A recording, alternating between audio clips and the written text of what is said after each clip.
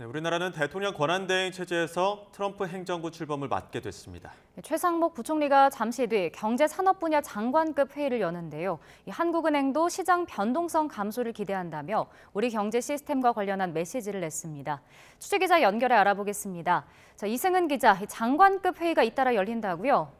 그렇습니다. 최상목 경제부총리는 잠시 뒤인 오후 3시 정부 서울청사에서 긴급경제관계 장관회의를 엽니다. 이어 대외관계 장관 간담회를 주재합니다. 트럼프 미 행정부 출범을 앞두고 외교부를 포함해 경제, 통상, 외교 전반의 사안을 다루는 회의체입니다. 이어서 이창용 한은 총재, 금융위, 금감원 장관은 거시경제 금융현안 간담회, 이른바 F4도 열 계획입니다. 대통령 권한 대행 체제에서 금융산업 분야 긴급 대응의 우선순위와 전략을 논의할 것으로 보입니다. 네, 그리고 한국은행의 경제 시스템 관리와 관련해서 메시지를 냈죠.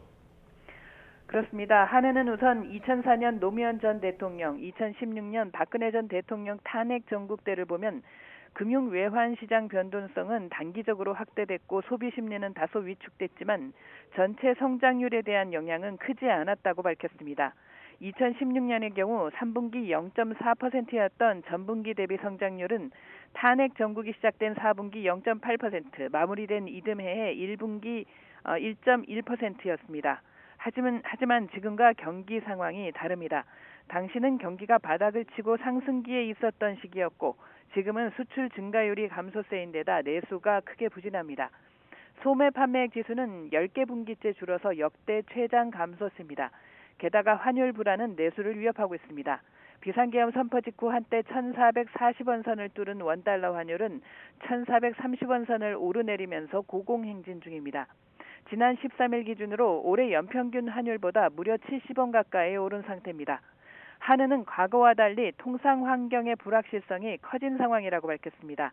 때문에 정치적 갈등 기간이 과거보다 길어질 경우 경제에 미치는 부정적 영향이 확대될 수 있다고 경고했습니다.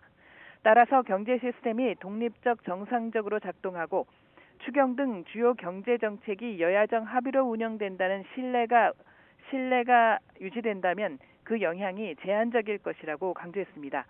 2016년 정치 갈등 중에도 여야 합의로 차기 예산안이 통과됐고 이듬해 2월 중장기 투자 내수 활성화 방안이 나온 점을 사례로 들었습니다.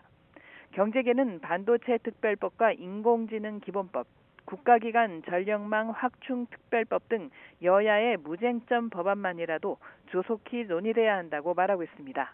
지금까지 경제부에서 YTN 이승은입니다.